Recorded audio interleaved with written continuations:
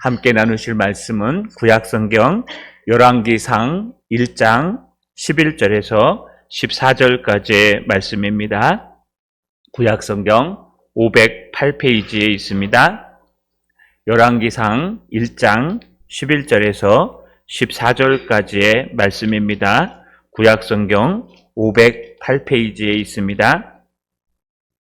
우리 찾으셨으면 구약성경 508페이지 열왕기상 1장 11절에서 14절까지의 말씀을 우리 몇 절 안 되니까 한 목소리로 천천히 같이 읽겠습니다. 나단이 솔로몬의 어머니 바세바에게 말하여 이르되 학기세 아들 아도니아가 왕이 되었음을 듣지 못하였나이까? 우리가 주 다윗을 알지 못하나이다. 이제 내게 당신의 생명과 당신의 아들 솔로몬의 생명을 구할 계책을 말하도록 허락하소서. 당신은 다윗 왕 앞에 들어가서 아뢰기를 내 주 왕이여, 전에 왕이 여종에게 맹세하여 이르기를 내 아들 솔로몬이 반드시 나를 이어 왕이 되어 내 왕위에 앉으리라 하지 아니하였나이까? 그런데 아도니아가 무슨 이유로 왕이 되었나이까 하소서. 당신이 거기서 왕과 말씀하실 때 나도 뒤이어 들어가서 당신의 말을 확증하리이다. 아멘. 교회 소식은 주보 맨 뒷면을 참조해 주시고 가정에서 온라인으로 들으시는 분들은 교회 공지사항 홈페이지 공지사항을 확인해 주시기 바랍니다. 예, 우리 청소 안내입니다. 매주 토요일 오전 9시 30분에 있습니다. 시간 되시는 분들은 함께 참석해 주시기를 부탁드립니다. 우리 손을 들어 하나님께 인사하겠습니다. 하나님의 말씀을 기억하게 하옵소서. 좌우로 인사합시다. 말씀을 붙들고 살아갑시다. 예, 제가 늘 말하지만 어느 강사가 말한 것처럼 비 오는 날 수요일에 분명히 주님이 재림하실 거라고. 왜냐하면 수요일이 제일 힘듭니다. 우리 성도들이 예배드리기에. 더군다나 비나 눈이 내리면요 어느 지역이나 다 힘듭니다. 그래서 어떤 목사님이 속이상해서 비 오는 날 수요일날 주님이 틀림없이 재림하실 거다라고 했던 적이 있습니다.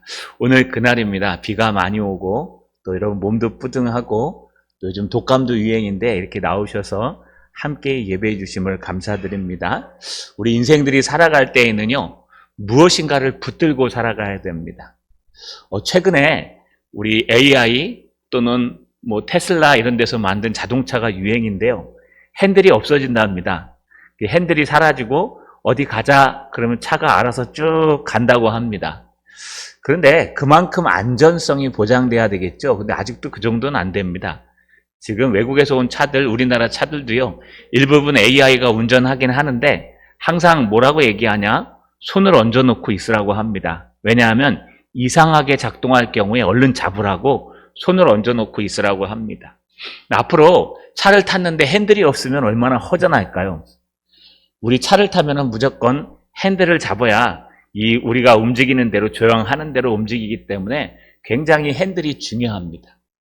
우리 인생도 똑같습니다. 우리 인생에도 핸들이 있습니다. 우리 인생의 핸들은 바로 우리 마음속에 있는 가치관, 세계관이라는 것이 핸들입니다. 어떤 상황이 일어났을 때 나는 어떻게 처리하는가를 보면 그 사람의 신앙관이나 가치관이나 인생관들을 우리가 돌아볼 수 있습니다. 참된 신앙인들은 어떻게 해결할까? 참된 신앙인들은 어떻게 조향해서 움직일까? 이런 돌뿌리 같은 그런 장애물이 생기면 어떻게 피해갈까? 큰 구덩이 생기면 과연 넘어갈까? 아니면 돌아갈까? 이런 것들이요, 우리의 핸들과도 같은 신앙의 가치관입니다. 오늘 우리 나단 선지자의 말씀을 통해서 이 핸들을 우리가 제대로 잡고 있는지 다시 한번 돌아보는 시간 되시기를 주님의 이름으로 간절히 소망합니다. 따라 읽겠습니다. 아도니아의 반란의 배경. 한 번 더요. 아도니아 반란의 배경. 여러분 성경을 계속 읽으시다 보면은 이렇게 겹치는 시대가 있습니다. 구약에서는 여러분 대표적으로 겹치는 건 여기 등장하는 역대 상하랑 또 사무엘하, 열왕기 상하가 이렇게 겹칩니다. 그래서 똑같은 사건을 서로 같이 기록하거나 아니면 여기 빠진 사건이 여기에 등장하고 여기 빠진 사건이 여기에 등장하고 이가 빠지듯이 서로 이렇게 등장합니다. 왜냐하면 역대상하를 쓴 사람은 우리가 알기로 학사 에스라라고 얘기했기 때문에 에스라는 역대상하를 쓰면서 그것에 대해 신앙적인 부분을 강조해서 썼습니다. 반면에 열왕기상하를 쓴 사람은 우리가 잘 알려져 있지 않지만 아마 역사를 기록한 랍비 중에 하나가 될 것이다 라고 추측합니다. 어찌됐든 이 두 개가요 서로 보완을 하면서 똑같은 사건을 같이 기록하기도 하고 또 다른 사건을 다른 관점에서 여러분 기록하기도 하기 때문에 같이 읽으면 굉장히 재미있고 흥미진진한 내용들이 등장합니다. 앞에서 살펴본 것처럼 열왕기상 시작하기 직전과 또 그 앞에 있던 사무엘하 끝나기 직전 사이에 열왕기에 다윗이 성전 건축을 위해서 열심히 준비했던 것을 기록했습니다. 그러면서 이제 다윗이 열심히 준비해 놓았는데 문제는 다윗도 나이가 많아서 늙었다는 겁니다. 성경은 다윗이 나이가 많아 노쇠하여졌다라고 표현하는데 많이 늙었다는 겁니다. 여러분 아무리 지혜롭고 똑똑해도요 세월에는 장사가 없습니다. 아무리 천재적인 머리를 갖고 있어도 늙어가는 것에는 장사가 없습니다. 그저 시간이 지나면 때가 되면 우리 끝이 있구나, 하나님께로 가는 날이 있구나 하는 생각을 하시면 됩니다. 저희 친구 중에 서울대 나온 친구가 있습니다. 아주 수석으로 가서 지구공학과를, 그땐 지구공학이라 그랬습니다. 과학과인데 장학금 받고 갔습니다. 그런데 오래전에 그 푸사라 그러죠. 프로필 사진을 보니까 얼굴이 쭈글쭈글 늙어갖고 장사하고 있더라고요. 그래서 보니까 야 옛날에 막 프랭카드 붙이고 천재적으로 대한민국을 한번 들었다 놨다 할 것 같았었는데 결국은 그저 그냥 장사하고 있는 정도구나 하는 생각을 합니다. 여러분 아무리 머리가 좋다 그래도 좋은 일을 가는 것은 아닙니다. 마찬가지로 우리 인생도 똑같습니다. 아무리 세상을 움직일 것 같고 위대한 사람 같고 해도 하나님이 안 쓰시면 그만입니다. 다윗도 마찬가지입니다. 다윗도 한때 이스라엘 백성들을 통일왕국을 이루었습니다. 골리앗을 쓰러뜨리는 위대한 일을 했습니다. 심지어는 여러분 사울을 피해서 달아나는 놀라운 역사들도 이루었습니다.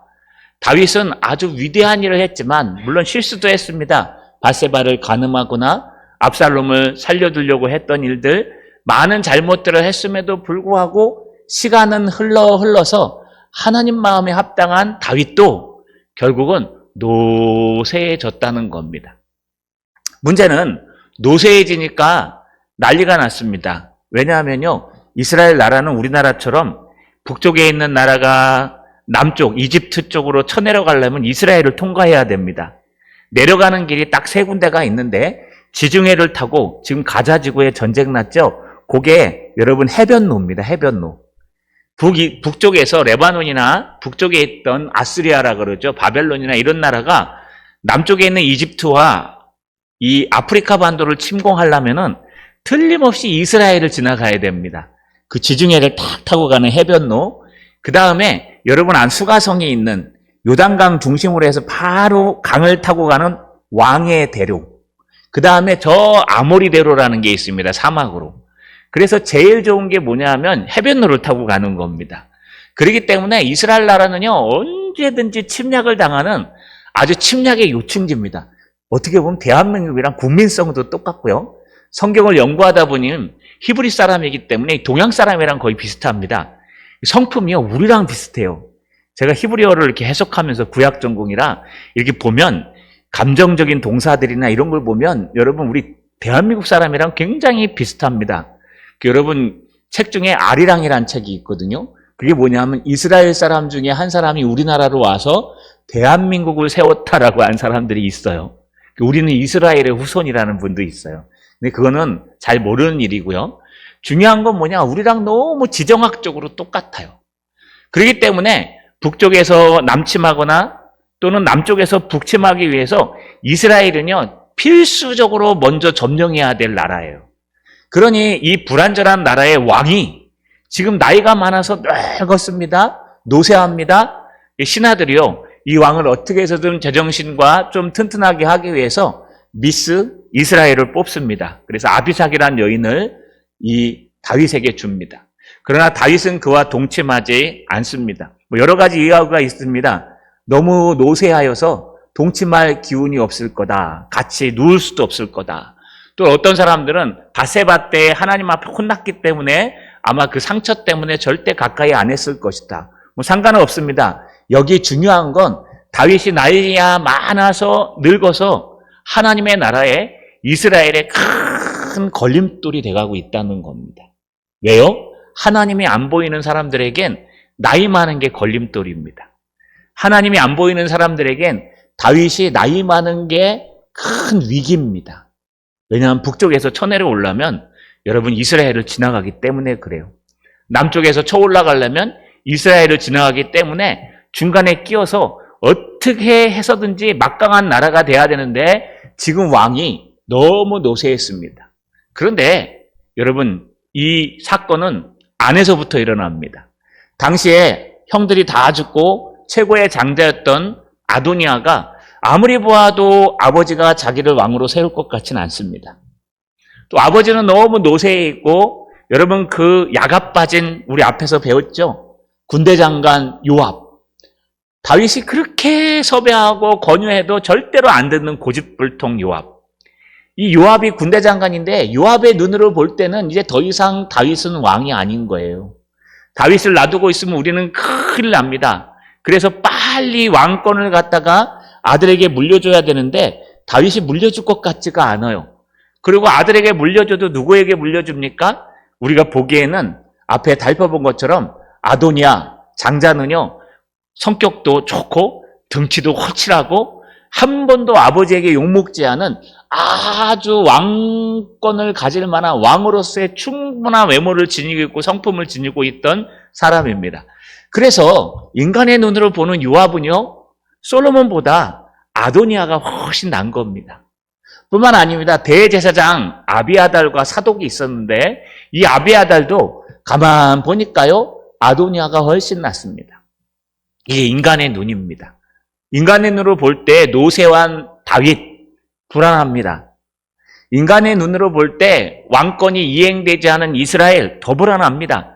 어떻게 해서든지 빨리 왕권을 이양해서 이 나라가 이 공동체가 튼튼하게 서야 되는데 다윗은 양보할 것 같지가 않습니다. 그때 아도니아가 나섭니다. 그래서 군대 장관 요압과 아비아달을 꼬셔서 서로 합의하에 여러분 아무도 모르게 왕이 쟁탈전을 시작합니다. 그 땅은 우리가 지난주에 읽었던 지지난주죠. 아도니아가 에느로겔 근방 소엘렙 바위 곁에서 양과 소와 살찐 송아지를 잡고 여러분 에노르겔 근방 소엘렙 바위 곁은 예루살렘에서 굉장히 가까운 계곡입니다. 그래서 바깥으로 나가지도 않고 계곡 안에 벌판이 있기 때문에 어떤 일을 해도 밖으로 잘 들리지 않습니다. 뿐만 아니라 예루살렘에서 가깝기 때문에 금방 예루살렘으로 들어올 수 있습니다. 거기에서 여러분 군대 장관을 부르고 대제사장을 부르고 또 왕자들을 부르고 불러서 잔치를 열었다는 것은 이제 드디어 자기가 왕의 자리로 올라가겠다는 신호를 보내는 겁니다. 이렇게 인간의 불완전한 마음과 불안한 마음들을 여러분 모닥뜨려서 움직인 게 아도니아고 원래 왕권은요 틀림없이 왕이 계승해야 되고 왕이 후계자를 계승하면 그 다음에 여러분 대제사장이 안수하여서 기름 부어서 왕을 세우고 요압 장군이 충성을 맹세하는 군대 장관이 이게 왕위를 계승하는 즉위식입니다. 여기 있을 건 다 있습니다. 단 하나 없는 게 다윗 왕이 없습니다. 아마 아도니아는요 자기가 왕이 되어서 궁으로 쳐들어가면 힘없는 아버지가 안수해 주실 것이다, 허락해 주실 것이다 라고 착각한 것 같습니다. 하지만 문제는 무엇이냐? 하나님의 뜻이 무너진다는 겁니다. 하나님은요 우리가 앞에 살펴본 것처럼 하나님의 성전을 짓기 위해 솔로몬을 세우셨습니다. 다윗아, 너는 네 능력으로 성전을 지을 수 없고 너의 아들 중에 솔로몬, 여디디야, 긍휼을 입은 그가 날 텐데 그가 하나님의 성전을 이어서 지을 것이다. 너는 전쟁의 시대에 살았지만 그는 평화의 시대에 살기 때문에 너의 다음 세대가 하나님의 성전을 지을 것이다. 아마 다윗이 고집을 피웠으면 다윗이 폐위됐을 겁니다. 그런데 다윗은 그걸 알고 모든 것을 준비해 놓고 역대상에서 살펴보신 것처럼 솔로몬을 불러다가 너는 너무 어리고 나는 피가 많이 묻어 더 이상 성전을 짓지 못한다고 하니 내가 열심히 준비해 놓고 갈 테니까 네가 꼭 지어라 라고 유언처럼 남겨놓은 상태이기 때문에 나단이나 밧세바나 다른 사람들이 보기에는요, 지금 이거는 인간적인 생각으로 반란을 일으킨 겁니다. 여러분, 이게 하나님 나라의 반란입니다. 우리 인생도 똑같습니다. 우리가 불안해서 우리 생각에 우리 가치관을 가지고 여러분 가정을 움직이고 공동체를 움직이고 생각을 하면 어쩌면 하나님의 생각과 충돌이 일어날 수 있습니다. 그럴 때는 어떻게 해야 될까요? 오늘 나단 선지자를 잘 살펴보기를 바랍니다. 따라 읽겠습니다. 하나님의 뜻을 이룰 계책을 세우라. 한 번 더요. 하나님의 뜻을 이룰 계책을 세우라. 이때 등장한 사람이 있습니다. 물론 인간적으로 보면 되게 섭섭할 거예요. 왜냐하면 요압 또 아비아달이 누구를 여러분 왕따시켰냐 하면 나단 선지자, 솔로몬, 밧세바, 그 다음에 왕자들 중에 그를 여러분 부르지 않았고 심지어 사독제사장도 부르지 않았습니다. 왜냐하면 이 사람들은 다윗과 친해서 다윗의 의중을 다 알고 있던 여디디야, 솔로몬이 태어날 때 응답받았던 사람들 중에 하나입니다. 그 중에 대표적인 사람이 바로 다윗 다음으로 나단 선지자였습니다. 여러분, 나단 선지자가 밧세바랑 사이가 좋았을까요? 안 좋았을까요? 추정하건의 많은 신학자들이 밧세바와 그렇게 인간적으로 볼 땐 감정이 있는 관계였을 거다. 왜냐하면 다윗이 밧세바를 간음해서 아이를 임신했을 때 그걸 누가 와서 대놓고 야단쳤습니까? 나단 선지자가 와서 야단쳤어요. 그래서 아마 밧세바도 이 나단에 대해서 그렇게 좋은 감정만을 갖고 있지 않을 것이고 나단이 볼 때에도 어떻게 보면 밧세바는요, 다윗이 실수해서 나온 자기가 존경하는 왕의 가장 치부가 밧세바였을 겁니다. 얘 별로 그렇게 막 친하게 지낼 만한 사이는 아니었을 겁니다. 그럼에도 불구하고 나단 선지자에게 중요한 것은 하나님의 성전을 짓는 거예요. 분명히 하나님께서 다윗을 통해서 하나님의 성전을 준비하신다고 말씀하셨습니다. 아니, 어느 날 다윗이요, 창문을 열고 바깥을 보니까 자기는 다윗 궁에서 이 호화로운 궁에서 살고 있는데 하나님의 법궤는 저 장막 안에, 텐트 안에 있는 것을 보면서 내가 마음이 너무 아파서 나단 선지자를 부릅니다. 나는 이렇게 하나님의 은혜로 평화롭게 궁에 사는데 저 하나님의 법궤는 텐트 속에 있으니 내가 어찌 마음이 편할 수 있겠습니까? 내가 성전을 하나님 앞에 지어드리겠습니다. 그때 나단은요, 당연한 것으로 여겨서 허락합니다. 왕의 마음대로 하옵소서. 왕의 마음이 과연 멋집니다. 라고 칭찬까지 합니다. 그런데 그날 저녁에 하나님께서 나단에게 나타나셔갖고요, 안 된다. 다윗은 너무 피를 많이 흘렸기 때문에 안 된다. 라고 말씀하셔서 나단이 돌아와 다윗 선지자에게 그대로 고합니다. 그래서 다윗 왕이요, 그걸 포기하고 모든 걸 준비한 겁니다. 그러니 나단은 이미 알고 있었습니다. 뭘 알고 있었냐? 다윗의 마음에 이제 하반기 중심은 하나님의 성전을 세우는 것이고 그 하나님의 성전을 세우기 위해서 바로 하나님께서 태어나게 하시고 긍휼을 베푸신 밧세바의 아들 솔로몬 여디디아를 아마 그곳에 사용할 것이라는 걸 모두 알고 있었습니다. 그래서 이 아도니아의 계략을 그냥 보고 있을 수 없었습니다. 나단은요, 솔로몬의 어머니 밧세바를 찾아갑니다. 오늘 11절에 보니까 나단이 솔로몬의 어머니 밧세바에게 말하여 이르되 학기세 아들 아도니아가 왕이 되었음을 듣지 못하였나이까. 막 급하게 찾아가갖고요, 막 부정의문을 쓰면서 얘기하는 거예요. 못 들으셨어요? 지금 이러고 있을 때가 아니에요. 지금 학기세 아들 아도니아 장자라고 하는 그 사람이 지금 왕이 되었습니다. 라고 얘기하는 겁니다. 여러분, 왕이 되다 라는 뜻은 명사형 동사로 이미 왕이 됐다 이런 뜻입니다. 벌써 저기 이스라엘 골짜기 에스네엘 골짜기에서 잔치를 베풀고 즉위식을 시작했습니다. 이 큰일 났습니다. 여러분, 왜 감정적으로 그렇게 썩 좋지 않은 밧세바를 찾아갔을까요? 왜 다윗 왕을 찾아가지 않았을까요? 나단이 다윗이랑 사이가 안 좋았을까요? 그렇지 않습니다. 성경에는요, 그 일 이후로 다윗이 회개하고 나단 선지자와 굉장히 가까이 지냅니다.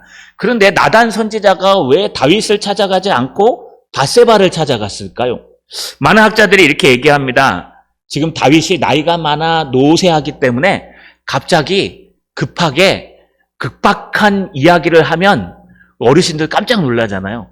깜짝 놀래갖고 안 좋은 일이 생길 수도 있기 때문에 밧세바를 찾아간 것이다. 왜냐하면 밧세바가 다윗의 총애를 받는 그런 왕비이기 때문에. 또 두 번째는요, 여러분, 충격을 덜해서 밧세바를 찾아가면 이 밧세바는 솔로몬의 어머니이기 때문에 솔로몬을 왕으로 세우고자 하는 그런 확고한 의지가 있기 때문에 밧세바는 솔로몬을 찾아갔다는 겁니다. 나단은 밧세바를 찾아간 겁니다. 어떻게 해서든 상관없이 중요한 건 나단의 입장에서는 아도니아가 서서 나라를 부강하게 하는 게 문제가 아니라 솔로몬이 서서 하나님의 성전을 짓고 하나님께서 그 나라를 부강하게 하시는 겁니다. 지금 나단 선지자가 아니라 다른 사람들은 눈에 보이는 그대로 노쇠한 다윗을 체인지해서 아도니아와 같은 성품이 좋고 등치가 크고 잘 인도할 수 있는 장군감 같은 왕이 들어서서 북쪽으로부터 남침을 막고 남쪽으로부터 북침을 막고 이 나라를 우리 힘으로 지켜내는 것 때문에 요압 장군도 아비아달 대사장도 많은 사람도 그를 따라서 섰는데 나단 선지자에게는 그게 보이는 게 아니라 지금 앞에 등장하는 것처럼 어린 솔로몬이 보이는 겁니다. 여전히 청소년인 솔로몬이 보이고 그 솔로몬을 통해서 하나님께서 분명히 하나님의 나라 이스라엘을 세우시고 성전을 세운다는 그 말씀이 나단을 지배하고 있는 걸 볼 수 있습니다. 그래서 찾아가세요. 밧세바 왕비에게 지금 솔로몬이 왕이 돼야 되는데 어떻게 아도니아가 왕이 된다고 지금 즉위식을 하고 있습니까? 11절 B번 중반을 보세요. 우리 주 다윗은 알지 못하나이다. 다윗 왕도 지금 알지 못합니다. 심지어 12절에 보시면 이제 내게 당신의 생명과 당신의 아들 솔로몬의 생명을 구할 계책을 말하도록 허락하소서. 아도니아는 지금 찾아가서요. 핫깃의 아들 아도니아가 나단은 찾아가서요. 핫깃의 아들 아도니아가 왕이 되었다고 얘기합니다. 뿐만 아니라 심지어 다윗 왕조차도 이런 상황을 전혀 모르고 있습니다. 라고 아주 극박하게 얘기합니다. 한글로 써 있는 게 좀 아쉽긴 합니다. 왜냐하면 여기 강조형이 계속 들어가요. 우리나라 말에는 강조하려면요. 지금 알지 못하십니까? 이 정도인데 여기는 막 형이 9가지로 바뀌는데 막 강조형, PL이라고 강조형을 써요. 그것도 못 들으셨습니까? 다윗도 지금 전혀 모르고 있습니다. 이런 뜻이에요. 나단이 지금 큰일 났습니다. 그래서 밧세바를 찾아가서 막 다그치는 거예요. 이거 큰일 났습니다. 이대로 놔두면 이 나라 이민족이 하나님으로부터 떠날 겁니다. 아도니아가 왕이 되면 힘 있는 왕이 될 수 있지만 결국 이 나라는 하나님으로부터 벗어나고 하나님의 성전 짓는 건 관심도 없고 온전히 나라만 부강하게 하는 튼튼하게 하는 그런 엉뚱한 하나님이 다스리는 나라가 아니라 블레셋이나 아말렉처럼 사람이 다스리는 나라가 될 겁니다. 그게 지금 나단 선지자의 목표입니다. 그래서 나단이요 빨리 가서 이제 지금 내게 계책이 하나 있는데 당신에게 말할 수 있도록 하옵소서. 여러분 이 계책이란 단어가 오늘 핵심 단어입니다. 이 계책이란 단어가 히브리 원문에 에차라는 말로 있습니다. 이 에차는 어떻게 해석되냐? 충고, 조언, 모략 이런 뜻입니다. 그런데 여러분 이게 중성적인 단어라 그래요. 좋은 단어도 아니고 나쁜 단어도 아닙니다. 우리 갈라디아서 옛날에 하고 사도행전 할 때 젤로라는 단어 제가 설명했죠. 헬라어에서 젤로란 뜻은 젤리를 기억하시라 그랬어요. 그런 연관은 없습니다. 이게 열심으로란 뜻입니다. 그래서 젤로 다음에 목적어가 하나님이나 신앙에 나오면 하나님을 향해서 열심을 내다라는 단어가 됩니다. 그런데 젤로라는 단어 뒤에 하나님이나 신앙이 안 나오고 사람이나 물건이 나오면 질투하다, 욕심을 내다라는 단어가 돼요. 그러니까 이 젤로는요, 내가 어느 방향으로 쓰냐에 따라서 좋은 의미도 될 수 있고 나쁜 의미도 될 수 있습니다. 이걸 중성적인 단어라 합니다. 오늘 애차가 그런 단어입니다. 히브리어의 애차는 여러분 계획하다, 계략을 세우다, 모략을 세우다, 작전을 짜다 이런 뜻이에요. 그런데 이 애차가요, 뒤에 이 방향이 여러분 부정적으로 생기면 성경에서 어떻게 쓰였냐면 부정적으로 생기면 사특한 자들의 계략이나 사특한 자들의 개교 이렇게 쓰이고요. 긍정적으로 쓰이면은 노인의 가르침, 어르신들이요 지혜로 그건 이거 아니다, 나이 들면 다 안다 막 이러잖아요. 이게 애차입니다. 그래서 이 애차는 중성적인 단어입니다. 그런데 오늘 본문에 쓰인 거는요, 여러분 잘 보세요. 방향이 어딘가. 이제 내게, 나단에게 당신 밧세바의 생명과 당신의 아들 솔로몬의 생명을 구원할 계책을 말하도록 허락하소서. 좋은 의미일까요? 나쁜 의미일까요? 좋은 의미예요. 왜냐하면 나단 선지자가 보기에 아도니아가 서는 것은 잘못된 겁니다. 불법입니다. 이건 합법적이지도 않아요. 여러분, 아도니아가 서는 것은 인간적인 나라를 세우는 방법이에요. 그렇기 때문에 나단 선지자는 하나님의 뜻, 하나님의 약속, 하나님의 말씀대로 다윗에게 이루어질 것을 알고 있고 그 다윗에게 약속한 것이 솔로몬에게 이루어질 걸 알고 있었습니다. 그래서 어떻게 해서든지 솔로몬과 그의 어머니 밧세바를 구조하는 것이 하나님의 뜻이고 그를 구조하고 그들이 살아있어야 왕이 돼야 결국 하나님의 나라가 세워지고 하나님의 성전이 세워질 수 있다는 것을 알기 때문에 그가 애차, 뭐예요? 모략을 세운 겁니다. 여러분 이게 우리에게 굉장한 시사를 해주는 점이 있습니다. 우리 모두 애차가 있습니다. 여러분 우리 머릿속에 아무 생각 없으신 분 없죠? 모두가 어떤 일을 처리하는 이 프로세서라는 게 있습니다. 이 공학 용어인데요. 일을 처리하는 순서도라고 합니다. 그래서 이게 여러분 프로그램 하는데 가시면요. 순서도라는 게 있어요. 그래가지고 막 도형으로 그려가지고 일을 처리하는 방법. 이것 중에 하나가 대표적인 게 여러분 엘리베이터를 한번 생각해 보세요. 엘리베이터. 엘리베이터가 얼마나 복잡할까요? 여러분 들어가서 막 누르고 왜 안 올라가? 왜 내려가? 막 이러잖아요. 이거 프로그램으로 짜려면요. 머리가 막 뽀개집니다. 왜냐하면요. 안에서 누른 사람이 먼저일까요? 바깥에서 누른 사람이 먼저일까요? 그리고 위로 올라갈 때 위로 누르는 게 먼저일까요? 아래로 누르는 게 먼저일까요? 그럼 내려오다가 중간에 딱 섰버리면 어떻게 되는 걸까요?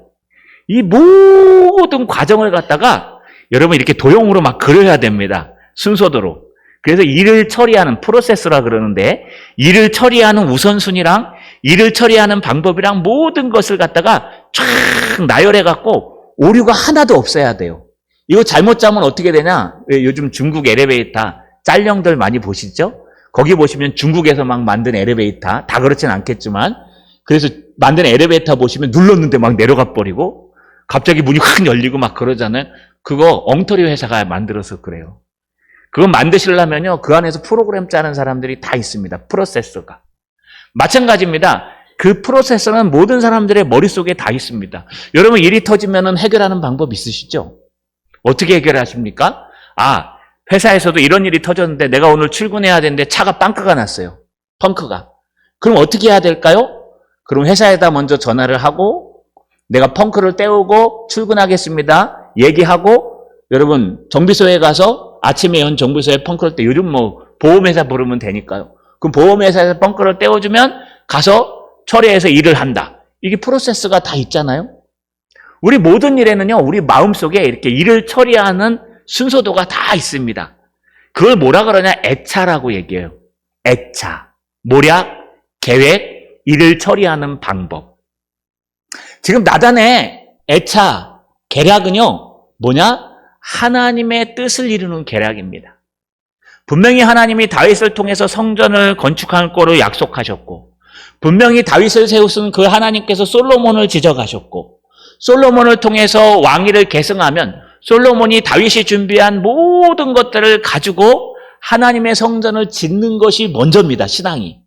그러면 나중에 솔로몬이 손을 들어서 성전을 향해서 축복기도 하죠.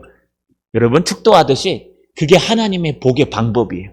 네가 어디서든지 성전을 향해서 기도하면 하나님이 긍휼히 여기셔서 너희를 용서하시고, 네가 어떤 범죄 가운데서든지 하나님 앞에 손을 들어 기도하면 하나님께서 뜻을 돌이켜 재앙을 내리지 아니하시고, 네가 어디서든지 하나님이 계신 성전을 향해서 기도하면 하나님이 회복시키신다. 이게 성전 중심의 신앙이에요. 여러분, 구약 성경을 잘 연구하다 보면 핵심 중에 하나가 중앙성소라는 게 등장해요. 이게 무슨 뜻이냐? 이스라엘 백성들이 가나안 땅에 들어가면 가나안을 딱 10십자로 나눠가지고 중앙에다가 하나님의 성전을 짓고 성소를 세우고 그것을 향해서 기도하라 그래요. 그게 이제 예루살렘으로 내려온 거예요. 성전으로. 마찬가지로 이게 성전 중심의 신앙인데, 이 성전 중심의 신앙을 만들기 위해서 하나님이 이스라엘 나라의 성전을 허락하신 건데, 지금 요압이나 아비아달이나 아도니아는 성전이 보이지 않습니다. 지금 당장 위험한 우리 상황이 보여요. 지금 당장 다윗이 노새에서 다스리지 못하면 적군이 쳐들어오면 어떡하지? 남쪽에서 북침하면 어떡하지? 지금 당장 왕을 빨리 세워가지고 나라를 부강하게 하는 게 먼저인데? 라고 생각하는 게 요압과 아비아달과 아도니아의 생각이고, 나단의 생각은 하나님이 지키시고 하나님이 인도하신다. 여러분, 어느 애차, 어느 계책이 맞을까요? 결국 하나님의 말씀을 알고 있는 우리는요, 하나님의 계략이 맞습니다. 하나님의 계책이 훨씬 맞습니다. 하나님의 계책은요, 우리가 망할 것 같습니다.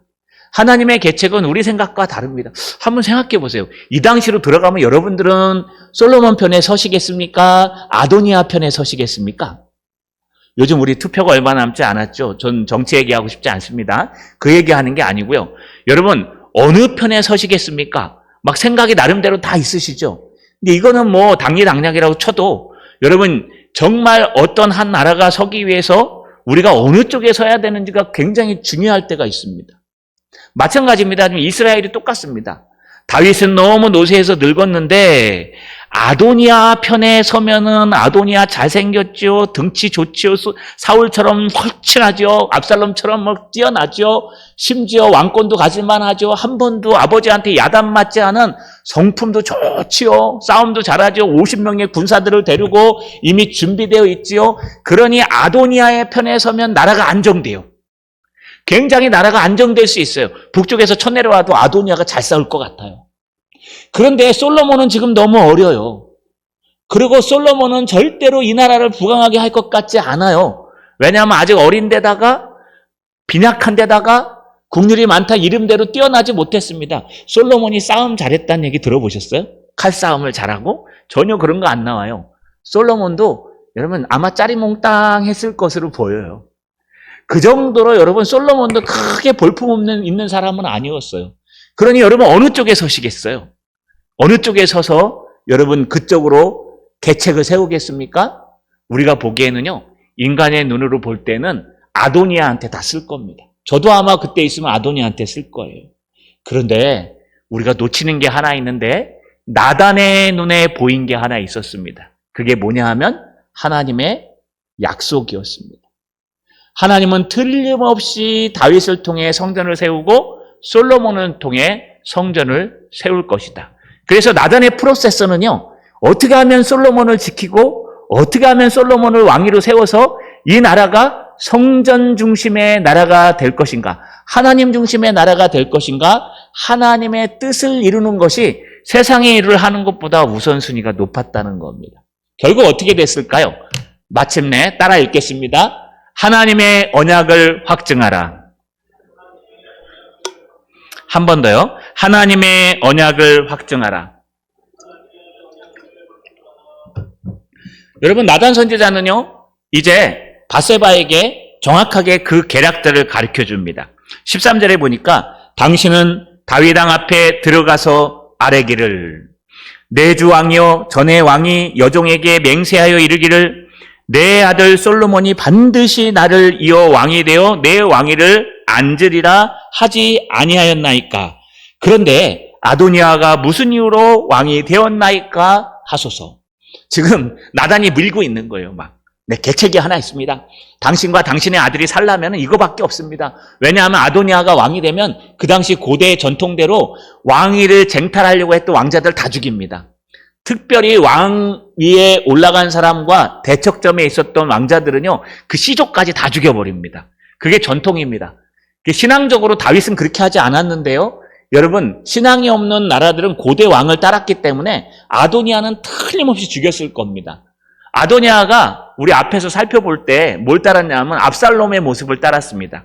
압살롬이 암논 형님을 죽이고 나서 여러분 그 왕 구슬이라는 나라에 가서 자기 외할아버지 집에 가서 배운 게 하나 있었다 그랬습니다. 그게 뭐냐 하면 이 왕위가 되기 위해서 왕자가 50명의 군사를 이끌고 성문 앞에 가갖고 사람들의 마음을 사는 거였어요. 이게 압살롬이 했던 짓입니다. 그런데 지금 아도니아가 똑같은 짓을 앞에서 했어요.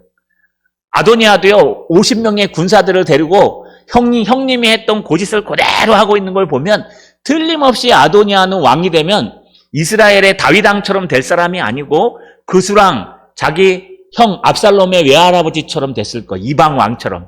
그걸 그대로 따르고 있기 때문에 아마 틀림없이 왕이 되면 솔로몬과 밧세바는 다 죽입니다. 그렇기 때문에 그들을 살려주고 하나님의 백성들을 확인하기 위해서 지금 떠다 미는 거예요. 빨리 들어가십시오. 빨리 들어가서 얘기해 주십시오. 밧세바가 뭐라고 얘기해야 되냐?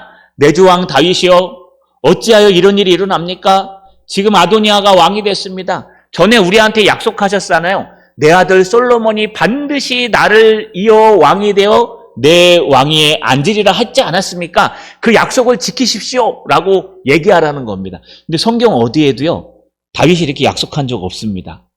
성경 앞에 쭉 찾아보세요. 뒤쪽으로는 나와요. 한 번 더. 그런데 앞쪽에 찾아보시면 다윗이 솔로몬을 내 왕위로 세우리라 라고 얘기한 적은 없어요. 한 군데도 안 나와요. 하지만 성경에 모든 걸 다 기록하진 않습니다. 그래서 오늘 본문이나 뒤에 30절에 나오는 걸 보면은 틀림없이 언젠가는, 또 앞에 역대상에 보시면 언젠가는 솔로몬을 자기의 후계자라고 다윗이 분명히 약속하거든요. 여기 약속하다는 맹세했다는 뜻이죠. 맹세했던 적이 있었을 것이다 라고 많은 신학자들이 추측합니다. 그러니까 이미 밧세바에게 약속한 겁니다. 다윗이요. 너 아들 솔로몬이 아직 어리긴 하지만 하나님이 이 여디디아 별명을 가진 이 솔로몬을 통해서 하나님의 성전을 짓는다고 하니까 아직 어리지만, 나는 노쇠하고 어리지만 나는 네 아들 솔로몬에게 내 왕위를 줄 거야. 내 뜻이 아니라 하나님의 뜻이야. 내가 약속할게. 맹세할게. 이건 내 맹세가 아니라 하나님의 맹세야 라고 했던 적이 있었을 것이다 라고 다들 추정합니다. 근데 문제는 이 약속을 갖다가 아도니아 때문에 지금 망치게 생겼다는 겁니다. 그래서 열심히 가서 지금 솔로몬이, 여러분, 나단이 밧세바에게 이야기를 가서 다윗에게 들어가서 노쇠한 다윗한테 놀라지 않게, 내 주 왕이요, 큰일 났습니다. 당신이 전에 저랑 약속하셨잖아요. 하나님의 뜻대로 약속하셨잖아요. 내 아들 솔로몬이 아직 어리긴 하지만 내 아들 솔로몬에게 왕위를 주신다고 약속하셨잖아요. 그런데 지금 어찌 된 일입니까? 저 에스드렐 골짜기에서 아도니아가 왕이 되었습니다. 여러분, 왕이 된 게 아니라 왕 즉위식을 하고 있는데 왕이 되었다라고 표현합니다. 그때 나단의 결정적인 계략은 마지막 14절에 등장합니다. 14절에 보시면 이렇게 기록되어 있습니다. 14절에. 그런데 아도니아가, 14절. 당신이 거기서 왕이 말씀하실 때 나도 뒤이어 들어가서 당신의 말씀을 확증하리이다. 이 원문에 보시면 앞에 힘내라고 보라라는 단어가 등장해요. 이건 감탄사예요. 보십시오. 이거 확답하는 거예요. 밧세바 당신이 다윗에게 들어가서 다윗이 했던 옛날 언약들을 드러내시고 약속한 걸 기억나게 하셔서 다윗에게 이런 말을 하고 있을 때, 보십시오. 내가 꼭 들어가겠습니다. 들어가서 뭐예요? 나도 당신을 위하여 당신의 말씀을 확증하리이다. 두 번째 단어는 여기 확증하다라는 단어입니다. 이게 말라라는 단어를 쓰는데 아주 강하게 얘기하는 겁니다. 이게 말라라는 단어는 뭐냐 하면요, 채우다, 완성하다, 증거하다 이런 뜻입니다. 뭔가 이렇게 부족할 때요, 거기다 꽉 채우는 걸 얘기합니다. 여러분, 밑에 자판기에서 커피 뽑아 드시지 않습니까? 이 믹서기 커피를 많이 드시더라고요. 이게 옛날엔 아메리카노를 많이 드셨는데 요즘은 믹서 커피가 많이 나갑니다. 맛있나 봐요. 저도 한 번씩 당뇨기 때문에 설교하러 올라오기 전에는 한 잔씩 뽑아 마시는데 또 하루에 한 번은 먹습니다. 그런데요, 한 잔을 먹으면 섭섭하지 않습니까? 그쵸? 나와도 꼭 왜 그만큼 나오는지 모르겠어요. 약간만 좀 양이 좀 많았으면 좋겠는데 조절할 줄을 몰라요. 언젠가 우리 부목사님 시켜서 좀 조절하려고 그러는데 두 잔을 뽑으면 딱 맞아요. 그래서 한 잔을 딱 뽑고 좀 부족하다 싶으면 한 번 더 누르고 그 종이는 빼갖고 저쪽에 놓고 재활용이니까 그 다음에 요 잔을 갖다 싹 집어넣으면은요 그게 까뜩하게 딱 나오면 탁 제 입맛에 맞고 양이 맞아요. 부족했는데 거기 갖다 이렇게 꽉꽉 눌러서 채우는 걸 얘기해요. 여러분 딸들에게 아들들에게 음식을 주실 때 막 부족하게 줍니까? 김치 같은 거 줄 때? 아니죠. 낙엔낙 통해 보시면 막 꽉꽉 눌러주죠. 왜냐하면 뭔가 부족하게 채우면 엄마 마음이 부족해요. 손님이 오시면 여러분 밥을 어떻게 퍼요? 요즘은 조금 부셔야 됩니다. 옛날에는 어떻게 퍼줬냐 하면 그냥 막 꽉꽉 눌러갖고 퍼줬어요. 시골교에서 신방을 갔는데요. 이 미역국이랑 두 개가 나왔는데 밥이 얼만큼 나왔냐? 이만한 사발에 이만큼 나왔어요. 그것도요 막 죽을 갖다가 이렇게 막 문질러요. 무덤처럼. 그 다음에 손을 갖다 이렇게 해갖고 이렇게 국그릇 있죠? 국그릇에 이렇게 나온 거 싹 뱉어서 줘요. 그거 맛있게 먹어야 됩니다. 못 먹으면 안 돼요. 여러분 이렇게 뭔가 부족한 걸 꽉꽉 눌러서 채우다라는 단어가 여기 등장하는 확증하리다 이런 뜻입니다.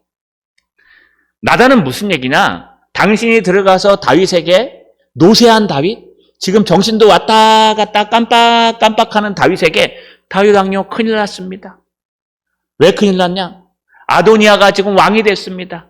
전에 약속하셨잖아요. 하나님이 당신을 통해 솔로몬을 통해서 하나님의 성전을 짓는다고. 그래서 솔로몬이 분명히 왕이 돼야 이 나라가 선다고. 그래서 분명히 내 앞에서 맹세했잖아요. 그런데 지금 아도니아가 왕이 됐습니다. 그러면 다윗은 노쇠했기 때문에 용기도 없고 지금 깜빡깜빡합니다. 그럼 어떻게 해요? 나단 선지자가 들어가겠다는 거예요. 그래서 나머지를 갖다 꽉꽉 눌러서 채워주겠다는 거예요. 뭐라고요? 밧세바의 말에 제가 증인입니다. 저도 들었습니다. 왕이시여 지금 안 됩니다. 저대로 놔두면 큰일 납니다. 라고 할 것이다. 라고 얘기하는 게 여기 말라 확증하다라는 뜻입니다. 여러분 나단 선지자는 눈에 보이는 이 세상의 힘이나 권력을 따라가서 계략을 세운 사람이 아닙니다. 하나님의 신앙으로 하나님의 계략을 세웠습니다. 뿐만 아닙니다. 밧세바가 그것을 도울 때 부족하면은 내가 밀어줄게요. 내가 지원사격 해줄게요. 내가 함께 해줄게요. 하나님의 뜻이라면 무엇이든지 내가 함께 해줄게요. 여러분 여기에는 나단 선지자의 목숨이 걸려 있습니다. 만약에 이 계략이 실패하면 밧세바도 죽고 솔로몬도 죽고 나단도 죽습니다. 그렇기 때문에 나단은요 하나님의 뜻이라면 목숨을 걸고 내가 지원해 줄게요. 아주 바보 같은 일이죠. 왜냐하면 힘센 데 붙어야 살아남습니다. 여러분 힘센 권력 밑에 줄을 서야 살아남습니다. 돈 많은 사람한테 붙어야 뭐라도 하나 띄워 먹습니다. 이게 세상 방법입니다. 근데 하나님의 방법은 다릅니다. 하나님의 방법은 하나님의 길을 올바로 가고 있는 사람의 뒤에 서야 바른 길을 갈 수 있습니다.